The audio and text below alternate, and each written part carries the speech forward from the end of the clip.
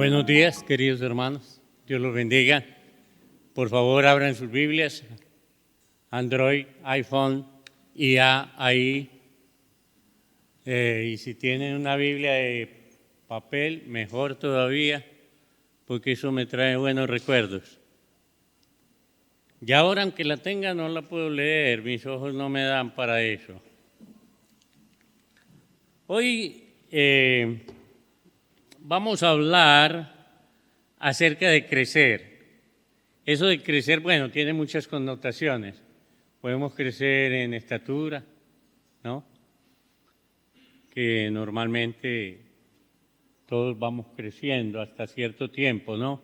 Ya los viejitos dicen que comenzamos a achicarnos en vez de crecer, ¿no? Pero aquí recuerdo a algunos de los que están aquí, por ejemplo, a Majo, cuando la conocí por primera vez, era una cosita pequeñita, chiquita, tenía como 5 o 6 años, y ahora ya mide 4 veces más, y quién sabe cuándo va a parar de crecer. Pero no vamos a hablar de ese tipo de crecimiento. Podemos crecer de muchas formas. Se puede prosperar, venir de abajo e ir escalando, ya sea en el trabajo, ya sea económicamente, qué sé yo, cosas de la vida. Pero vamos a hablar de otro crecimiento más profundo. En cualquier caso, el crecimiento va a requerir de alimento, ¿no? Hay un texto que siempre me ha gustado mucho, está en el Salmo. El Salmo 1. Vamos a buscar en las poderosas Biblias electrónicas.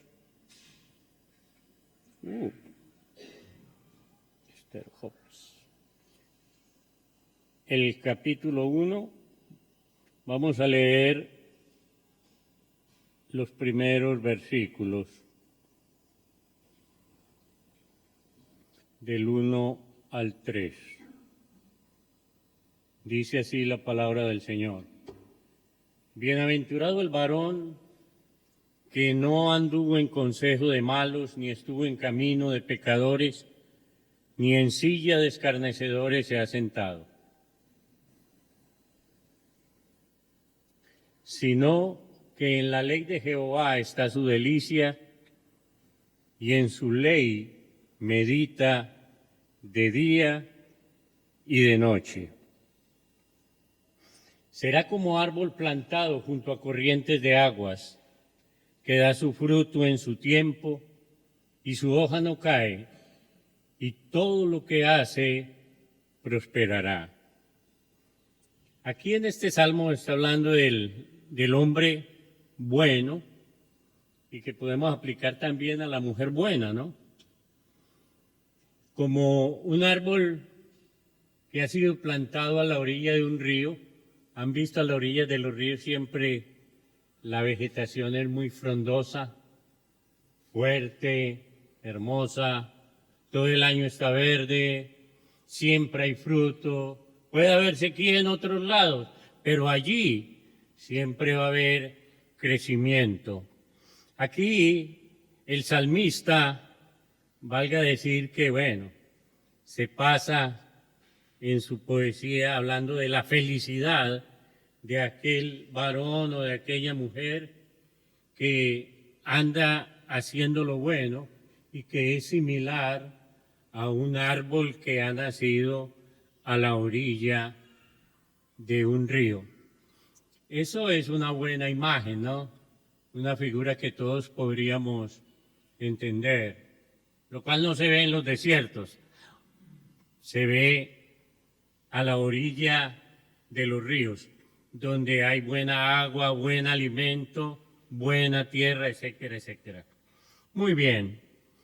Ahora bien, cuando hablamos de crecer en la iglesia, yo diría que tenemos que verificar un problema que he visto en todas las iglesias. Lo vi en Colombia, lo vi en Ecuador, lo he visto acá en la Argentina. Y el asunto es que no crecemos. Y no me refiero al número de miembros, aunque esta es una tierra bastante compleja, difícil, dura. Conseguir un creyente en esta ciudad, en este país, resulta ser bastante difícil, pero no me estoy refiriendo a eso. Me refiero más bien a lo que sería el crecimiento espiritual. Por ejemplo, vamos a ver un pasaje en Juan, capítulo 5, versículo, para empezar, vamos a leer varios de allí, creo yo. Juan, capítulo 5, versículo 39.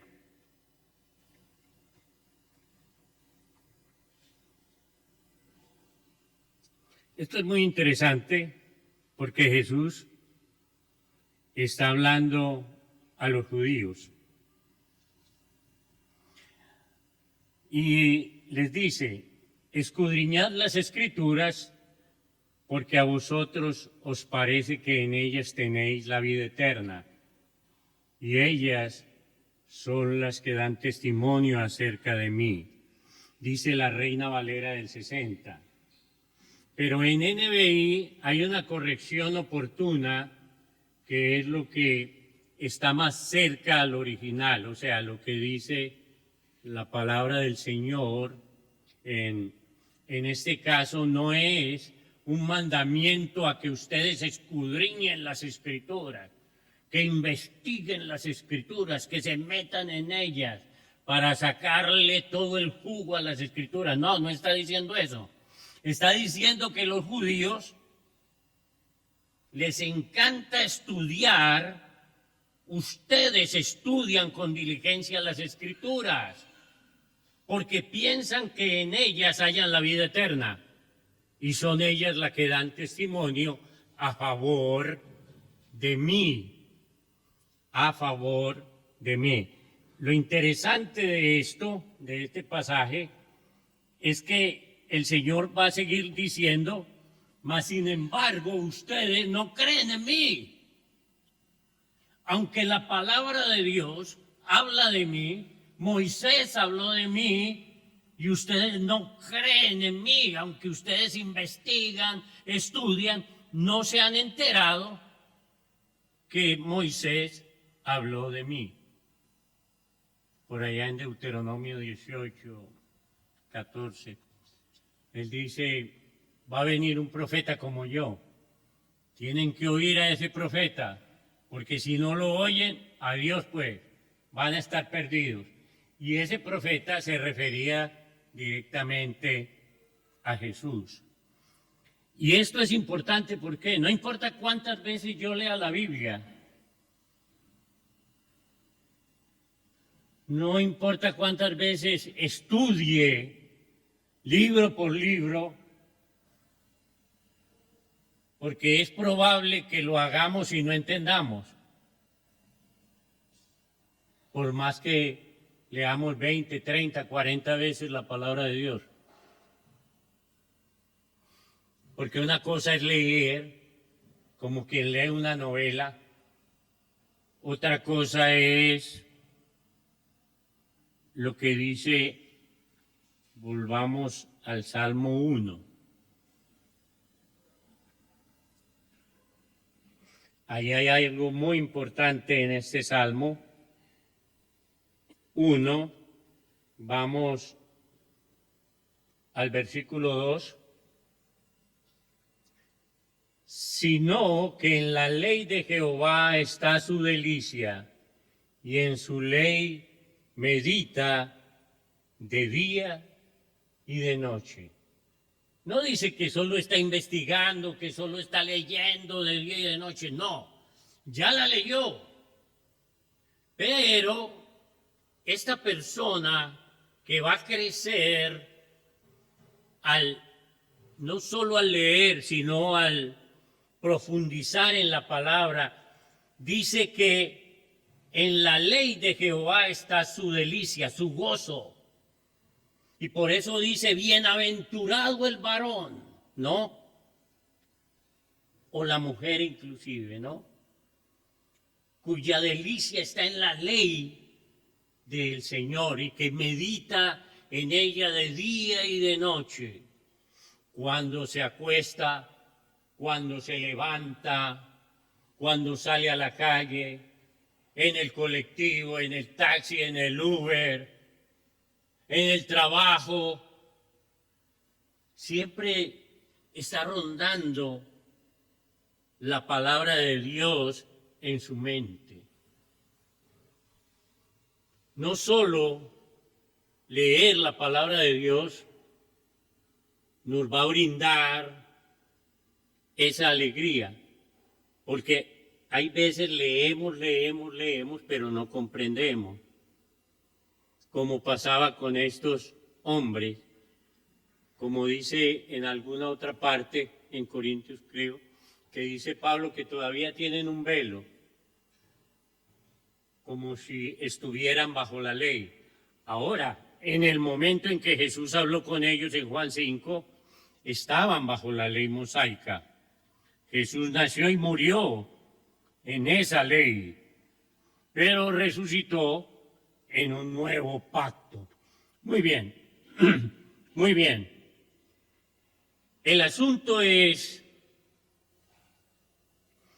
que si vamos a crecer espiritualmente, tenemos que entender el plan de Dios para la iglesia.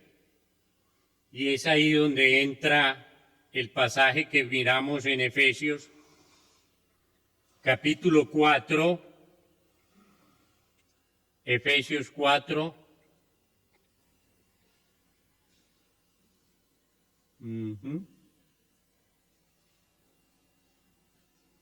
del 11 al 16, ¿no? Dice, y él mismo, refiriéndose a Jesús, constituyó a unos apóstoles, a otros profetas, a otros evangelistas, a otros pastores y maestros. Él tenía un plan. Sigue el versículo siguiente, a fin de perfeccionar a los santos para la obra del ministerio, para la edificación del cuerpo de Cristo. Aquí aparece la primera frase, perfeccionar a los santos. Eso es muy importante para edificar el cuerpo de Cristo, para hacer crecer, fortalecer el cuerpo de Cristo, que es la iglesia. Ahora bien, hablando del problema en la mayor parte de las iglesias, es que hay veces comenzamos un curso antes de comenzar el culto. Entonces tenemos un hermano que está preparado para eso, sea nuestro hermano Tomás, sea Daniel Corimayo, se prepara y tenemos, antes del culto dominical, tenemos una clase. En algún tiempo esas clases tenían 20, 25, 30 personas. Ahora está el profesor y si hay más de 2, es una bendición. ¿Por qué pasa eso? Si vamos a estudiar un libro cualquiera de la palabra de Dios, si vamos a estudiar, por ejemplo, las cartas pastorales, vamos a hablar de Timoteo, vamos a ver la primera de Timoteo, después vamos a estudiar segunda de Timoteo, después vamos a ver a Tito. Son las cartas pastorales. Pero ¿qué tal? Yo vengo a la introducción del curso y comenzamos a estudiar el capítulo 1 hasta la próxima semana, que no vengo para el capítulo siguiente. entonces vengo a la tercera clase. Y hay otros que no vienen a la tercera, sino a la cuarta, a la quinta, y otros que vinieron a la primera y nunca más volvieron. ¿Cómo vamos a entender algo acerca de lo que Pablo enseña a Timoteo, que no eran, le llaman pastorales, pero tanto Timoteo como Tito no eran pastores, eran evangelistas, eran predicadores? ¿Cómo vamos a entender la función de un predicador en la iglesia del Señor si no hemos estudiado estas cartas? O si somos intermitentes. Cualquier libro, cualquier tema que empecemos a estudiar, si solo venimos a la introducción y no seguimos estudiando, ¿cómo vamos a crecer espiritualmente? A mí me gustaría creer que los que no vienen el domingo siguen estudiando en sus casas. Ese domingo, si fuera que estén enfermos, abren la Biblia, qué sé yo, y empiezan a estudiar, siguen estudiando para ponerse al día. Pero si son como yo, eso no va a pasar. Esa es la verdad. No vamos a crecer. Conozco hermanos que tienen 20, 25, 30 años en la iglesia y cuando hablas con ellos es como que hubieras hablado con ellos hace 30 años. No han madurado absolutamente nada.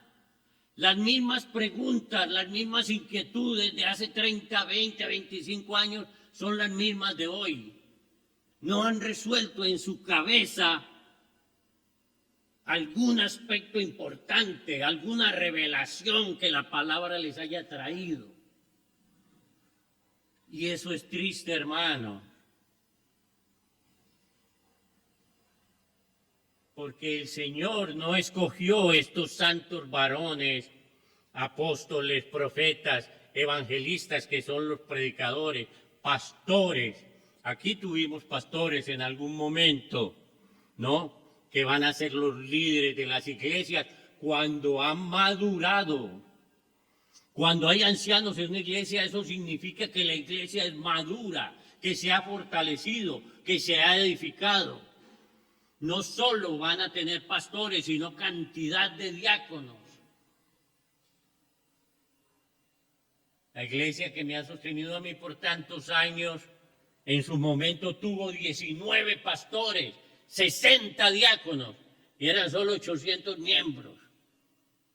Y yo dije, ¿qué? ¿Al que bautizan no nombran diácono directamente o qué? No, porque tenemos que preocuparnos. El Señor les dice a los judíos, ustedes investigan mucho la palabra porque creen que en ella está la verdad. Pero no entienden nada, ¿no? Todavía no me han visto a mí. No pueden creer en mí. ¿Y por qué no pueden creer? Porque su estudio era más un estudio intelectual para sentirse en cuánto sé de la palabra de Dios, pero no realmente porque amaran a Dios o amaran su palabra, sino más bien porque se amaban a sí mismos, querían sobresalir entre los demás. Pero hermanos, yo creo que cada uno de nosotros no solo debe tener ese deseo profundo de estudiar la palabra de Dios en casa, en cualquier lugar donde pueda estar, meditar, pensar en ella, para ir creciendo y fortaleciéndonos, porque si no, nuestra vida no va a cambiar. La idea que tiene el Señor es que lleguemos a la perfección. En Efesios 4, estábamos por allí, el versículo 12. a fin de perfeccionar a los santos para la obra del ministerio, para la edificación del cuerpo de Cristo. Jamás vamos a crecer en número si nosotros mismos no crecemos y nos fortalecemos en el Señor.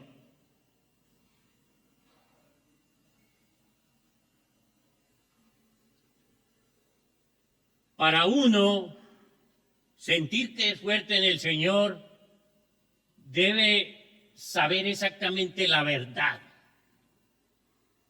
que nos salva. Y si la sabes, debes también poder transmitirla a otra persona, a un amigo, a tu vecino, a tu hijo, a tu padre, a tu tío, a tu abuelo, para que ellos también puedan tener la salvación.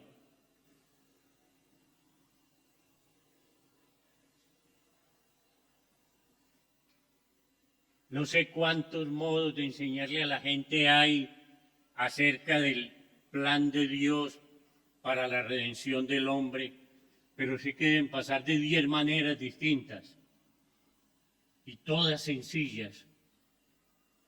¿Cuántas veces damos testimonio a los demás acerca de nuestra fe, acerca de lo que creemos? Tal vez nos avergonzamos de decir que somos cristianos. Pablo, en el capítulo 1 de Primera de Timoteo, le dice a Timoteo: no te avergüences de dar testimonio de Jesucristo. Sé valiente, no seas cobarde. No porque Timoteo lo fuera, no lo creo, pero animándolo como nosotros deberíamos sentirnos animados a estudiar cada vez más la palabra de Dios, no solo a investigar, sino a aprender más, porque ese es el propósito para la edificación del cuerpo de Cristo. Versículo 13. Hasta que todos lleguemos a la unidad de la fe y del conocimiento del Hijo de Dios, a un varón perfecto, a la medida de la estatura de la plenitud de Cristo. Nos sentimos a la altura y estatura de la plenitud de Cristo. Yo sé que no nos sentimos así, pero hay algo que sí debemos sentir a medida que nuestra vida va transcurriendo. A medida que pensamos y meditamos más en la palabra de Dios, de que estamos creciendo de alguna manera, que somos más fuertes que antes, que aunque somos débiles en nuestra mente y hay veces resbalamos y caemos, cada vez somos más fuertes para levantarnos, arrepentirnos y seguir adelante, fortalecidos en el Señor, en el poder de su fuerza, animados con el Santo Espíritu, para seguir con la obra del Señor. Seguramente no vamos a llegar a ser exactamente a nuestro Señor.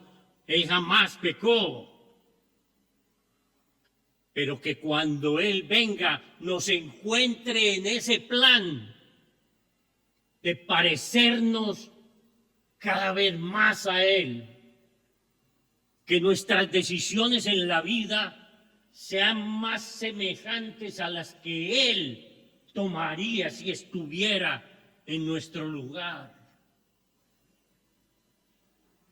Pero ¿cómo va a pasar eso, hermanos, si no usamos a aquellas personas que el Señor puso, sus apóstoles que están allí? Algunos de ellos escribieron sus evangelios. Las cartas paulinas son del gran apóstol Pablo. Hay que estudiarlas cada día, meditar en ellas, sacar el jugo. Y entonces quizás vamos a sentir que en verdad amamos a nuestros enemigos, que en verdad hemos perdonado a aquellos que nos ultrajan, que nos maldicen, y que en vez de odiarlos, como sería lo normal en el mundo, los vamos a amar con todo nuestro corazón y orar por ellos para que Dios toque sus almas. O vamos a seguir llenos de odio, de venganza, de cosas que no nos convienen, de andar pensando en lo mundano. Siempre estamos más preocupados por el vestir, el comer, las cosas de este mundo, que Dios dijo que son la añadidura. Pero hay veces esa añadidura es el 99% de nuestra existencia. Y lo que decimos en nuestro ser, que debería ser lo principal, porque Dios debería ser lo primero en la vida de cada uno de nosotros.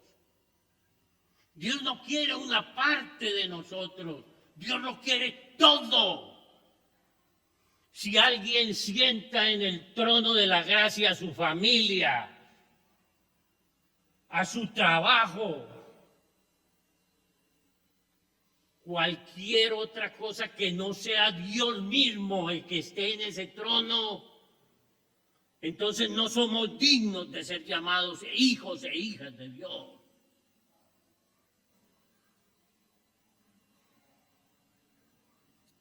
Tenemos que luchar para ser realmente mejores.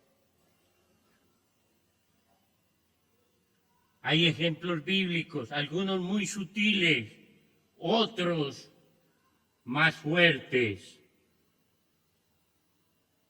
Lucas, capítulo 10. Reina Valera, por favor. En el Evangelio de Lucas, en el capítulo 10, versículos del 38 al 42. Este me gusta. Dice, aconteció que yendo de camino, entró en una aldea y una mujer llamada Marta le recibió en su casa. Esta tenía una hermana que se llamaba María, la cual, sentándose a los pies de Jesús, oía su palabra. Pero Marta se preocupaba con muchos quehaceres y acercándose dijo, Señor, ¿no te da cuidado que mi hermana me deje servir sola? Dile pues que me ayude. Respondiendo Jesús le dijo, Marta, Marta, afanada y turbada, estás con muchas cosas, pero solo una cosa es necesaria, y María ha escogido la buena parte, la cual no le será quitada. ¿Cuántas madres no pueden asistir el domingo a una clase bíblica porque hay que lavar los uniformes de los niños? Eso es lo más importante. Marta creía que lo más importante era atender esa visita tan especial. Llegó el Señor, llegaron los apóstoles a trabajar y la otra ya mirando al Señor y oyendo al Señor. Pues sí, eso es lo más importante. Tenemos que aprender a distribuir el tiempo mejor, porque siempre decimos, no tengo tiempo, no pude. La mayoría de esos no pude son pretextos. Si ponemos al Señor primero, va a haber tiempo para lavar uniformes, para atender a su esposo, para atender a su esposa, para hacer todo lo que queramos, pero siempre y cuando lo primero sea el Señor. Ese tiempo es sagrado. No hay partido de fútbol que pueda quitarme el gozo y la alegría de reunirme un domingo con mis hermanos para aprender más de la palabra del Señor. Ay, que fulanito cumplió años. Bueno, tráigalo a la iglesia a celebrar, al culto dominical, para que conozca al Señor y la verdad. Ay, que voy a tener un asado con mi familia. Hay tiempo para hacer asado después del culto. No tiene que ser directamente durante el culto. Tenemos que aprender a que nuestras prioridades primeramente son las que el Señor quiere de nosotros. Entonces, después, sí, podemos hacer lo que queramos con nuestro tiempo, siempre y cuando no sea pecar. Sino, poniendo en práctica lo que hemos aprendido en las clases, con nuestros hermanos que se prepararon para enseñarnos la palabra de Dios y comprenderla, no al estilo de los judíos de aquella época, sino al estilo de los hijos de Dios, que aman a Dios sobre todas las cosas, y que pensar en su palabra y en estar aquí el domingo para compartir esa palabra con nuestros hermanos sería magnífico. Debemos ser más como María, menos como Marta. Y no digo que Marta estuviese mal, no, pero María escogió la mejor parte, y la mejor parte es esa, ¿no? Escuchar atentamente, con mucho amor, la palabra del Señor. Eso es lo que Dios quiere de nosotros. Que pongamos siempre estas cosas en primer lugar. Me gusta María y también Marta, pero sí estaba en una encrucijada la pobre muchacha. Dios no le dijo que no siguiera haciendo lo suyo. Lo siguió haciendo. Era un momento difícil de tomar una decisión en ese caso, porque sí, los que estaban allí necesitaban también atención. Pero recuerden, hay que tener el corazón de María.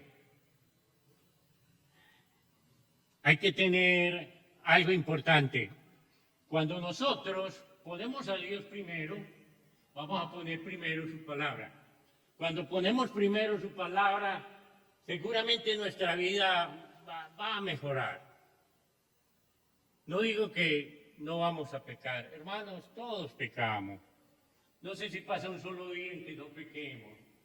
Pecamos con nuestro pensamiento, con nuestra mente. Hay veces decimos malas palabras, sobre todo si nos pegamos un martillazo en un dedo. No sé por qué salen tan fácil. Ahí mismo aparece y digo, ay Señor, perdón, pero ya la dijiste, ¿no? Ya está. Pero, si decimos, oh no, perdón Padre, lo siento, ayúdame en esta área, el Señor te va a ayudar. Entonces, ¿qué va a pasar? Cuando tengamos esa relación, vamos a comenzar a crecer más. Cuando comenzamos a crecer, empezamos a madurar, a fortalecernos y también a ser más valientes, porque sabemos más del Señor. Aprendemos día tras día cosas maravillosas del Señor. No se agota el tema para aprender más de Él.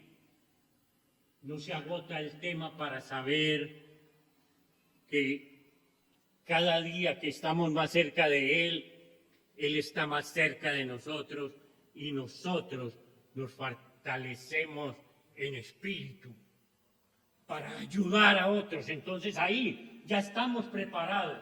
Al estar fortalecidos, estamos preparados para enseñar a otros la palabra de Dios. Si hay 10 formas de predicar el Evangelio, yo quiero saber esas 10 formas. Y si hay una 11, quiero estar allí, ya sea para inventarlo, pero que sea conforme a la palabra de Dios. Entonces dice, pero usted ¿por qué es cristiano? Y dice, bueno, yo no sé, pero ahí hay un hermano que sabe mucho. La invito para que vaya el domingo, allá está Tomás, allá está. Pero ¿y usted? No puede decir cómo llegó, cómo conoció la verdad, o qué es la verdad. O hay otro que la sabe, pero usted nunca la supo. Entonces yo me pregunto, ¿está usted convertido realmente? ¿Cómo puede estar uno convertido si no puede llevar a otro por el camino por el cual él llegó a la verdad? Es necesario que estemos preparados, hermano. Entonces, cuando crezcamos nosotros individualmente, la iglesia va a crecer. Mi madre no fue de la iglesia de Cristo, no la conoció. Creía dentro de su fe, creía en Jesucristo. Yo era el menor de la casa. Solo había una menor, un año menor. Pero yo era el menor y mi mami me llevaba a estos templos católicos, porque ella tenía su fe. Pero no era una católica cualquiera, nunca iba a misa. Tenía mucha fe en Jesucristo, pero no creía en los sacerdotes, ni en las monjas, nada de eso. No sé qué le pasó de niña, no le pregunté. Nunca se me ocurrió. Quién sabe, tuvo un problema con algún sacerdote, lo cual no sería raro. Pero esa enseñanza de llevarme de aquí para allá, y recuerdo una vez que entré a la casa y ella estaba llorando en la sala, leyendo los sufrimientos de Cristo cuando iba al Calvario. Y jamás pude olvidar eso. Porque aunque no estuviese en la verdad, me inculcó con sus actos, me inculcó dónde estaba la verdad, y esa verdad estaba en Cristo. De ella lo aprendí. Nosotros, hermanos, si nos sentamos en nuestras casas a leer la palabra de Dios, como lo hacía mi madre espiritual, que tenía 14 hijos, ¿cómo cuidar a 14 muchachos?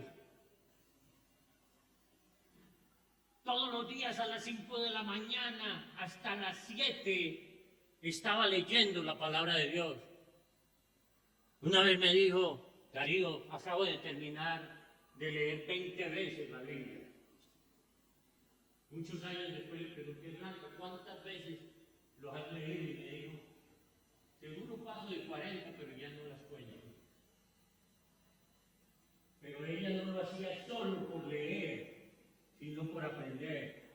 Cuando no existía la red tan fuerte como teníamos, lo único que era email. Ella tenía más de 100 estudiantes en su casa por email.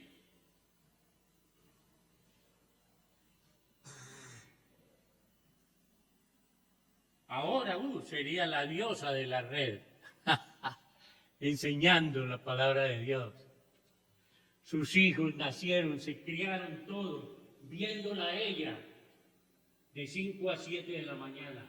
Nadie le podía hablar en ese tiempo, porque le iban a volar platos por la cabeza. Lo que tuviera en la mano se lo tiraba. Todos callados, y ella leyendo la palabra de Dios. Casi todos sus hijos son predicadores, sus hijas casadas con predicadores. ¿Por qué? Porque amaba a Dios. Ella salvó mi vida cuando yo estaba a punto de de irme de este mundo por decisión propia. Y la llamé casi para despedirme. Iba a decir, Blanca, adiós pues, esto no es para mí. Pero ¿sabe qué me dijo Darío? Hoy estoy cumpliendo 3 días de ayunar y orar para que tú regreses al Señor. Ahí me desarmó todo. Porque lo que yo más recordaba en mi vida, que el tiempo más feliz de mi vida había sido en la iglesia del Señor. Y yo le dije, Blanca, pero el Señor sí querrá recibirme otra vez. Y dijo, claro que sí, Él te ama. Bueno, lo cierto es que aquí estoy hace tantos años. Me rescató. Pero eso es porque ella siempre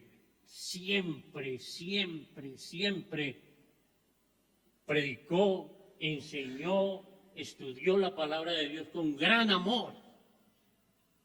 Y creo que nosotros tenemos que aprender de personas así. Yo sé que es difícil seguirle los pasos a Pablo, con tantas jueteadas que le pegaron, cárceles. Bueno, sufrió como quizás ninguno de nosotros ha sufrido en la vida.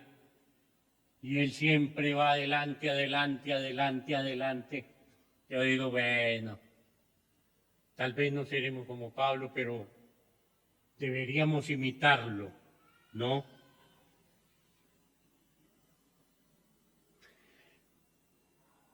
Imitar a Pablo, imitar a María, eso es algo maravilloso.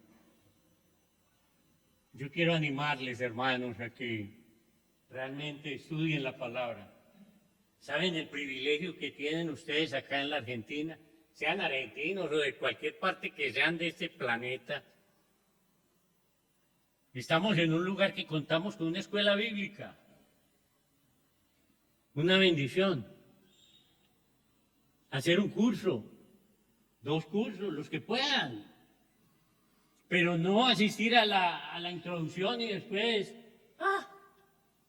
adiós pues. No. Empezar algo y seguir con algo.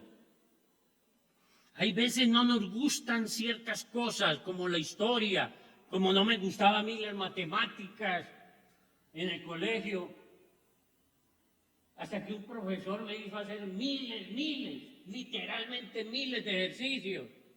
Y cuando aprendí, ay Dios, me sentía de lo mejor. Me volví un as en matemáticas, un as en física, en química. Era de lo mejor en el colegio. Y antes era de lo peor. ¿Por qué? Quizás no nos guste leer, pero ¿sabe cómo se aprende a leer? Leyendo. ¿Cómo se aprende a manejar un auto? Manejándolo, aunque no sea suyo. No digo que lo roben, cuidado. Lo que digo es que hay que esforzarse, hermanos. Y cuando ustedes se esfuercen, van a encontrar que la palabra de Dios tiene cosas bellas y cada vez más bellas. Y como dice Pedro, hasta que ilumine en su corazón el lucero de la mañana. O sea, cuando la verdad sea revelada, cuando esa cosa que no entendías, ahora lo entiendo. Entonces vas a decir, gracias Señor, gracias Señor, gracias Señor. Qué gozo y qué alegría hay en eso. Un buen padre, una buena madre deberían dejar ver a sus hijos leyendo la palabra de Dios en un lugar visible. porque así los niños aprenden. La fe no se hereda, ¿saben? No puedes obligar a un hijo, a una hija que crea lo que tú crees. Y si lo tratas de hacer, no va a funcionar. Si son adolescentes, menos todavía. Los adolescentes ya saben más que sus padres. Sus padres son unos pobres ignorantes que no sé cómo pasaron por esta vida, pero no saben nada. Al principio eran sus héroes, pero en la adolescencia todo cambia. Los héroes son sus amiguitos, aquellos que les enseñan cosas que no son. Pero, créanme, inculcar, dar ejemplo, seguramente es lo mejor. Esa es una manera de ganar el corazón de los chicos. Jamás obligué a uno de mis hijos a ser bautizado. Tampoco quise que lo hicieran de niños. Porque los niños, ¡ay, yo quiero bautismo! Pero después andan como loquitos pecando por aquí y por allá y no se acuerdan que son bautizados. Bueno, nos pasa a nosotros, a ellos con mayor razón. Quiero recordar algo de Segunda de Timoteo.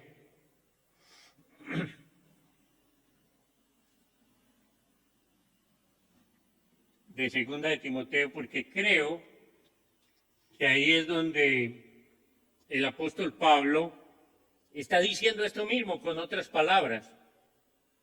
Versículo 4. Y vamos a leer unos versículos más allá. Segunda de Timoteo 4.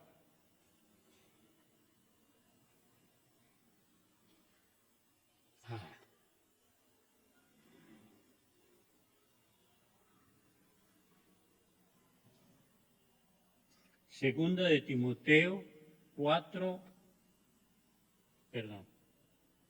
1, 4, perdón.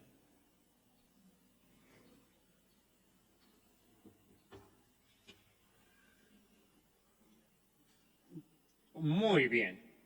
Deseando verte al acordarme de tus lágrimas para llenarme de gozo, dice Pablo a Timoteo, trayendo a la memoria la fe no fingida que hay en ti, la cual habitó primero en tu abuela Loida y en tu madre Eunice, y estoy seguro que en ti también. La abuela, sin duda se lo transmitió a su mami, y su mami se lo transmitió a él. Inculcar, hermano, inculcar, dar ejemplo, eso es poderoso. Estoy seguro que también en ti. 6. Por lo cual te aconsejo que avives el fuego del don de Dios que está en ti por la imposición de mis manos. Siga. Porque no nos ha dado Dios espíritu de cobardía, sino de poder, de amor y de dominio propio. Por tanto, no te avergüences de dar testimonio de nuestro Señor, ni de mí, preso suyo, sino participa de las aflicciones por el Evangelio según el poder de Dios, quien nos salvó y llamó con llamamiento santo, no conforme a nuestras obras, sino según el propósito suyo y la gracia que nos fue dada en Cristo Jesús antes de los tiempos de los siglos, pero que ahora ha sido manifestado por la aparición de nuestro Salvador Jesucristo, el cual quitó la muerte y sacó a luz la vida y la inmortalidad por el Evangelio.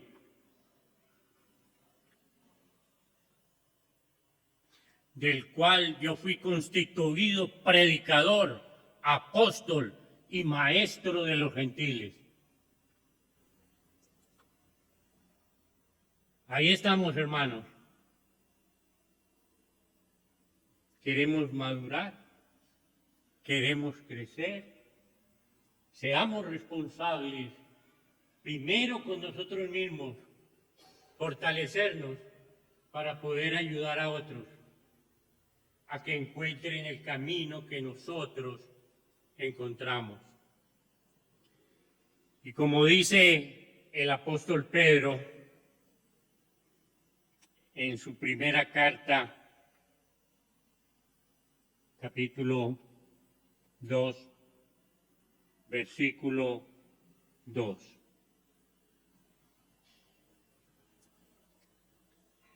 Desead como niños recién nacidos la leche espiritual no adulterada, para que por ella crezcáis para salvación. Dios los bendiga en este día. Dios bendiga su palabra en ustedes y muchas gracias por su fina atención.